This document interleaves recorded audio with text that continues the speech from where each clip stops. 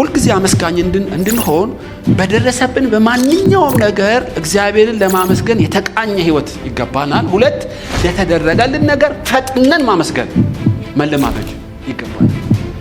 ከቆየ በኋላ ብዙ ችግር ስለሚያመጣ ነው። ሶስተኛው አመስጋኝ ለመሆን አንዱ በሁሉ ማመስገን ነው። ሁለተኛው በቅድሚያ ማመስገን ነው።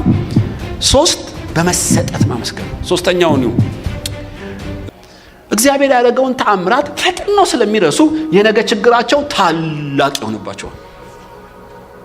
ለማመስገን ቅድሚያ መስጠት ስላልቻለ ነው። እንትና መርዶኪዮስ አይደለም አርጤክስስ ሊገሉት ፈልገው መርዶኪዮስ በር ላይ የተቀመጠ ሴኩሪቲ ስለነበረ የአርጤክስስን ገዳዮች አጋፍጦ አስያዘለት። ንጉሱን ከሞት አዳነው እና ሲመረመር ልክ ነው መርዶኪዮስ ያደረገው። ገዳዮች ፈንጂ ቀብረው ነበር። በመርዶኪዮስ ጥቆማ ንጉሱ ከሞት ዳነ ነው የምላችሁ። ነገር ግን ረሳው። የተደረገው ፋይል ላይ ተጻፈ። ንጉሱም ነፍሱን ያዳነውን መርዶኪዮስን ረሳው። ይገርማችሁ። አንዳንዴ እንደዚህ ነው የሚሆነው። ጠጅ አሳላፊውን በ3 ቀን ውስጥ ንጉሱ ይጠራሃል፣ ወደ ስራ ትመለሳለህ፣ እኔን ግን አስበኛለሁ። ረሳው። በእርግጥ እግዚአብሔር ነው እንዲረሳው ያደረገው። ሆኖም የሰው ልጅ የተደረገለትን ፈጥኖ እንዴት እንደሚረሳ ልነግራችሁ እፈልጋለሁ።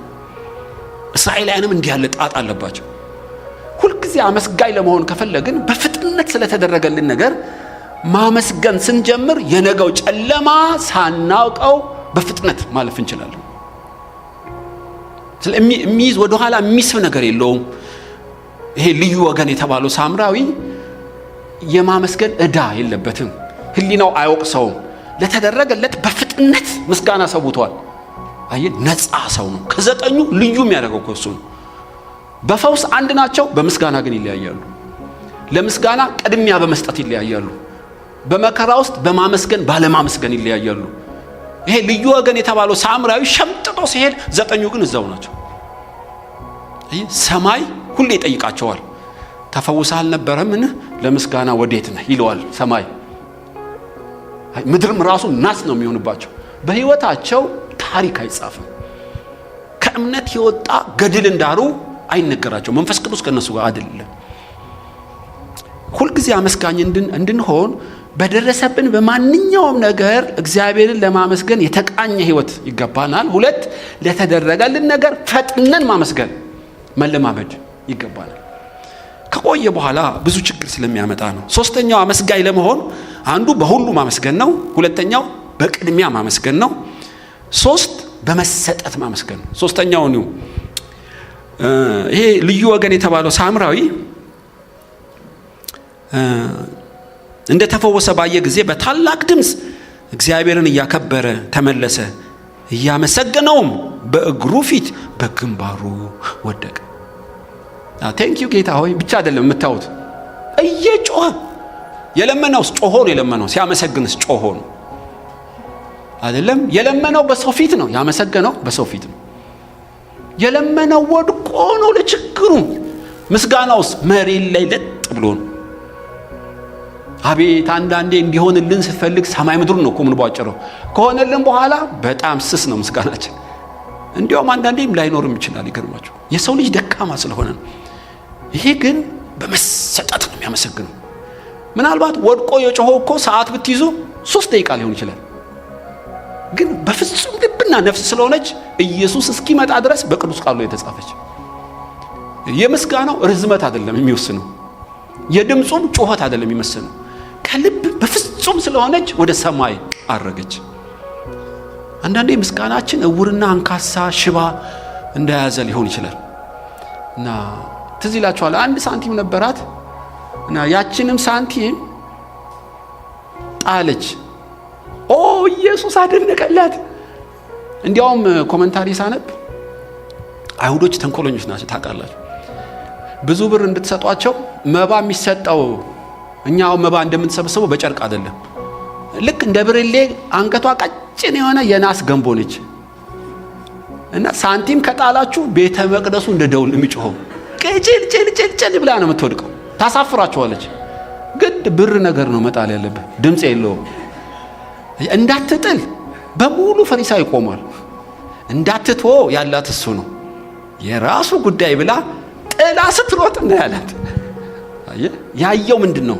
ማነስ መብዛቱን አይደለም፣ ፍጹም ከልቧ ስለሆነ በቅዱስ ቃሉ ተመዘገበ። አንዳንዴ ምስጋና መሰዋት ስታስቡ እንደ በለበጣ በችኮላ ፍጹም ካልሆነ ቢቀር ይሻላል። በእውነት ነው የምላችሁ። ምንም ችግር የለውም፣ እግዚአብሔር አይቆጣም። አስበህ ተዘጋጅተህ በፍጹም ልብ ምስጋና በጣም ልዩ መስዋዕት እንደሆነ ነገራችሁ ፈልጋለሁ። በለበጣና በችኮላ የሚሆን ነገር አይደለም። እኔ እዛ የነበርኩበት ቦታ አንድ ዶክተር ድንገት ነው እኮ ሻይ ልጠጣ ሄጄ ስቅስቅ ብለው ጦረታ የወጡ ሜዲካል ሐኪም ናቸው። ምን ሆኖ ዶክተር? ይሄ ፈረንጅ በክሪስማስ ስጦታ ብሎ የሰጠኝ አሮጌ ያረገውን ካቦርት እኮ ነው አሉኝ። እንዴት ብንቀኝ ነው እንዴ? ካቦርት ነው የሚያስለቅሶት? ካቦርቱ አይደለም። ያው መስቀያ በመስቀያ ቁም ሳጥኑ ሰቀየዋለሁ። ትዝ ሲለኝ ሁሉ ያለቅሳለሁ። ወይ ኢትዮጵያ ኩራቱ አልኩ። አየ ሰውየው ሲሰጣቸው ምንም ችግር እኮ የለው፣ በውጭ ሀገር የተለመደ ነው። ኢትዮጵያዊ ግን ኩሩ ስለሆነ አይቀበልም። የኢትዮጵያ ባህል ምንድነው የሚያስደስተው ብሎ አላጠና። ዝም ብሎ ያረጋውን አሮጌ ካቦርት እንካለው። ሰውየው ለብዙ ዓመት እንዴት ደፈረኝ። ከዛ ሄዶ ተነገረው ለዶክተሩ፣ ለሰጠው ሰው ለፈረንጁ። እኔ እኮ ባህልን አላውቅም፣ የሚያስለቅስ ከሆነ ናስጠኝ ብሎ መልሶ ወሰደው። መስጠቱ ጥሩ ነው ስጦታ፣ ግን አስቦበት ተዘጋጅቶበት አይመስለኝም። ፈረንጁ ድንገት አንስቶ ወረወረለት። ከመደሰት ይልቅ ለብዙ ወር ነው ሲያለቅስ የነበረው። ይገርማችሁ። አንዳንዴ እንደዛ ይሆናል።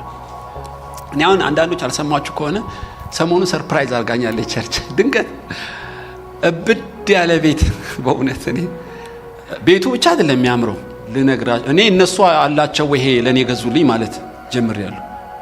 ሶፋው አይቸው ማላቀው ነው፣ ፍሪጁ አልጋው አይቸው ማላቀው ነው። በሙሉ በተሞላ ቤት ውስጥ ግባና ኑር ተባልኩ። ባለፈው ቅዳሜ ነው የምላችሁ። ኦ የዘላለም አምላክ በህሊናዬ ውስጥ በእምነ በረድ እንደተጻፈ ተጻፈ። ለምን ብትሉ የቤቱና የቃው አይደለም፣ የምራስበውበታል፣ ተጨንቀውበታል። አየ የሚያደርጉት የእውነት ከልባቸው ነው የወጣው። በእውነት ይሄ ሰማይም የሚቀበለው ይመስለኛል። ለኔ ስለተደረገልኝ አይደለም፣ ልባቸው ግን በጣም የሚያስገርም ሆኖ ነው። ሁሉ ጊዜ ግን እንደዛ አይሆንም። አንዳንዴ ትዝ ይላችኋል፣ አንዲት ሴት አመንዝራ ሴት ትመስለኛለች። ኢየሱስ ተቀምጦ ብልቃጡን ሰብራ እግሩን እየሳመች በፀጉሯ እያበሰች ሽቶ ረጨችው። ስታዩት 3 ደቂቃ አይሞላው እና ድርጊቷ እኮ ጥቂት ነው። ነገር ግን ስምዖን የተባለ አለ ኢየሱስን ግብዣ ይጋበዘው። ብዙ ስጋ ገዝቷል፣ እንግዶይ ጠርቷል፣ ብዙ ዋጋን የከፈለው። ያቺ ግን 3 ደቂቃ ነው ያደረገችው። ኦ ስትመዝኑት የሴትዮዋ ሽቶ በልጦ ቁጭ አለ። አየ ልቧ ስላደረገችው ብዙ ወዳለችና ያደረገችው በሕያው መዝገብ ውስጥ ይጻፋል። በዓለም ሁሉ እስከመጣ ይሰበካል አለ ጌታ። ከሷ ይልቅን ያደለ እንዴ ብዙ ሽንኩርት የከተፉት ወንበር ሳጋግዝ ድንኳን ስተክል ሽርጉድ ስለ አይደለም አለው። አየ በፍጹም መሰጠት ስላደረገችው ሚዛን ደፋሉ። ምስጋና ከልብ የሚወጣ ነው።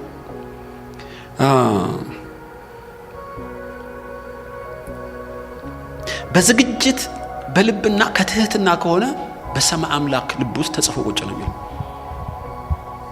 እየጮኸ ከሩቅ ወድቆ በግንባሩ አመሰገነው። ታውቃላችሁ፣ ድምፁ እንባው እንደ ደብዳቤ መልእክት ነበረው። ኢየሱስ በሕያው መዝገብ ላይ ታሪኩን ጻፈ። ውጤቱን ይው አክብረኸኛል አለው።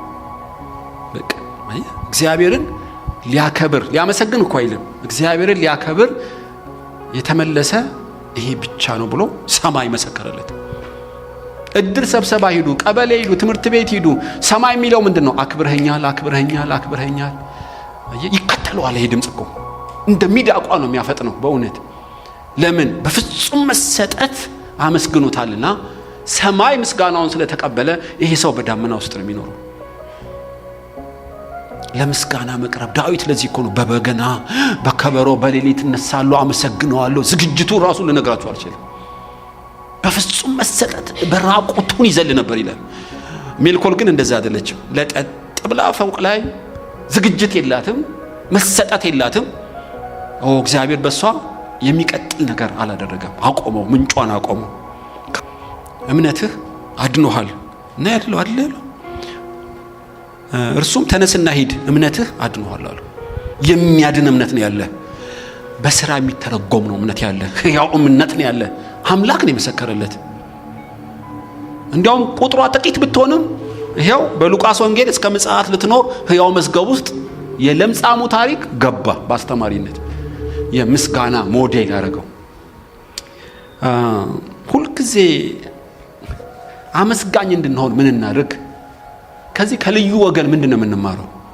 አየህ፣ በደረሰብን ሁሉ ሁልጊዜ ለማመስገን ራሳችን ማሰልጠን ነው። በቅድሚያ ማመስገን መማር ነው አይደለም? ከዛስ በመሰጠት ማመስገን መማር አለብን። እኔ እስካሁን በእውነት አንድ ሰው ማደንቀዋለኛ ቸርች አስራት መባ ይዞራል ሁሌ ታውቃላችሁ። መባ የሚሰጠው እንጸልይ ሲባል አይደለም። እቤቱ ይሄ ለእግዚአብሔር የሚሰጠው ነው። አዲስ ብር ያወጣል፣ የሚሰጠውን ያውቃል፣ ፖስታ ውስጥ ያደርጋል፣ በክብር ይይዛታል ኪሱ። አንዳንዱ ኪሱ ከቶ አንዳንዴ አስተናጋጅ ለመቆጠር ራሱ አይችሉም። ጭምጭጭ ያለች ብር ዝግጅትም እኔ ስንት እንደሚሰጥም አንዳንዱ አያውቀውም። ለሰው የሚሰጥ ይመስለዋል። ይገርማችኋል። አምልኮ እኮ ነው። በጣም ተዘጋጅቶ ነው የሚመጣው። ጫረጋል። ይገርማል። ሲጸልይም በአምላክ ፊት እንደሆነ ያውቃል። በሰዓቷ ብርክክ። እኔ ገርመኛል በእውነት ምን አይነት ዲሲፕሊን ነው ላሉ። ረጅም በመጸለይ እኮ አይደለም፣ አስቦበት ተዘጋጅቶ ነው የሚያደርገው። ትንሽም ብዙም ብትሆን ወደ ሰማይ እንደምታደርግ ልነግራችሁ ፈልጋለሁ። ይሄን ዕውርና አንካሳ መስዋዕት የሰጠኝ ሄደ ለጌታ ሰጠው፣ ይቀበለዋል። ሂድና ለአለቃ ሰጠው፣ ይቀበለዋል። ታዲያ እኔ ከጌታና ከአባት አልበልጥም? ቀጫጫና ዕውር አንካሳ በሬ የምታመጣልኝ ይሄን በር ማበዘጋው? ትንቢቱስ ብታው እንደዛ ነው። በዝግጅት በቅድሚያ በነገር ሁሉ የሚያመሰግን ሰው እሱ ነው ከእግዚአብሔርን የሚያከብር ሰው። እሺ፣ አንዱ ህይወታችን የምንጠነቀቀው ምንድነው? አመስጋኝ ማንነት እንዲኖረን ነው የዛሬው ትምህርት። አመስጋኝ ማንነት ምን ማለት ነው? ከየት ይመጣል? ሁልጊዜ አመስጋኝ እንዴት መሆን ይቻላል? አንደኛ ጸልየን ባገኘነው ለምነን በተቀበልነው ሳይሆን የምስጋናችን ምንጭ በሁሉ እግዚአብሔርን አመስግኑ እንደተባለ ቢመቸኝም ባይመቸኝም ብቀበልም ባልቀበልም ቢዘገይም ቢፈጥንም ሁልጊዜ በነገር ሁሉ እግዚአብሔርን ማመስገን ከቻልኩ አለቀ። ስለዚህ ምስጋና አንዴ ቆመህ እስኪ እንዘምር አይደለም። የህይወት ቅኝት እኮ ነው ምስጋና። ጓዳም ስትገባ፣ መንገድም ስትሄድ፣ ስትተኛ፣ ስትነሳ ሁሌ እግዚአብሔርን በሚያመሰግን ልብ ከኖርክ የምስጋና ማማ ላይ ቁጭ ብለሃል ማለት ነው። ከጌታ በተቀበልከው ደግሞ ሳትዘገይ ፈጥነህ ሁልጊዜ ፈጥነህ ማመስገን ከቻልክ ሁለተኛው ከፍታ ላይ ቁጭ አልክ። ይኸው በመሰጠት ማመስገን ከጀመርክማ ሰማያት አከበርከኝ ነው የሚሉ አይደለም። ለትውልድ የሚተላለፍ ነገር ካንተ ህይወት ውስጥ ይወጣል። ስለዚህ ምስጋና የሚሰዋ ያከብረኛል፣ ማዳኔን የማሳየው በዛ ውስጥ ነው የተባለው። ለዚህ ታውቃላችሁ ሊያ ወደ 6-7 ልጆች እንደወለደች የመጀመሪያው ሮቤል ነው። ኢየሱስ ከሮቤል አልመጣም። ሁለተኛው ስምዖን ነው። ከስምዖን ኢየሱስ አልመጣም። ከሌዊም አልመጣም። ከይሁዳ ነው የመጣው። ለምን ብትሉ ይሁዳ ማለት እግዚአብሔር ይመስገን ማለት ነው። ሮቤል እግዚአብሔር ሰማኝ፣ ሌዊ ባሌ ወደ እኔ ይጠጋል፣ ስምዖን እያለች ከባሏ ጋር ነው የምታገናኘው። ይሁዳን ሲሰጣት ከነገሮች ጋር ማገናኘት ተወች። እግዚአብሔር ሆይ ተመስገን ስትል ይሄ ነው የማዳኔ መንገድ አላት። ቃለቀ። በዚህ ጉባኤ እግዚአብሔር ጥያቄ አለው። በእውነት ለአንዳንዶቻችን እግዚአብሔር ይጠይቀናል። በመከራ ውስጥ ነሽ? እንደዛ ለምጻሞች ያልተመለሰ እንቆቅልሽ አለብሽ? ኢኮኖሚ ነው፣ ትዳር ነው፣ ባል ነው። እንዳታመሰግን እንቅፋት የሆነ ምንድነው? እንደ ኢዮብ ሚስት ከውጫዊ ነገር ጋር ነው እንደ ግንኙነትህ? ወይስ በነገር ሁሉ እኔን ማመስገን ችለሃል? ቢሆን ባይሆንልህ፣ ቢቀርብ ቢርቅ፣ ብታገኝ ብታጣ እንደ ኢዮብ እግዚአብሔርን ማመስገን ችለሃል ወይ? እሱ እኮ ነው ምስጋና ማለት። ሁልጊዜ በምስጋና የሚኖር ሰው እንደ ግብዣ የሆነው ለዚህ ነው። ሰይጣን አያገኘውም፣ ሰይጣን አያጠቃውም እንዲህ ያለውን ሰው።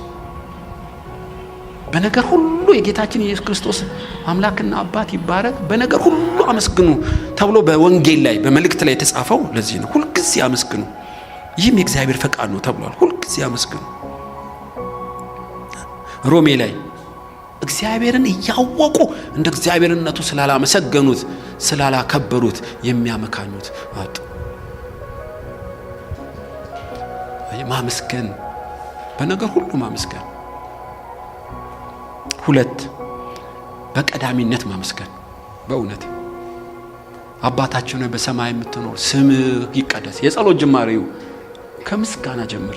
ጠዋት ንግግርህ በምስጋና ይጀመር፣ በማጉረምረም አይሁን። 3 ምስጋና በመሰጠት ይሁን።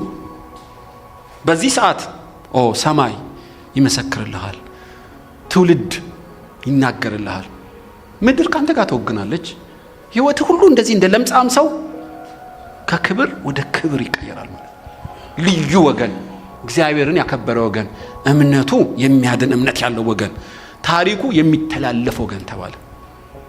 በዚህ ጉባኤ እግዚአብሔር አክብሮኛል የሚለው ሰው ማን ነው?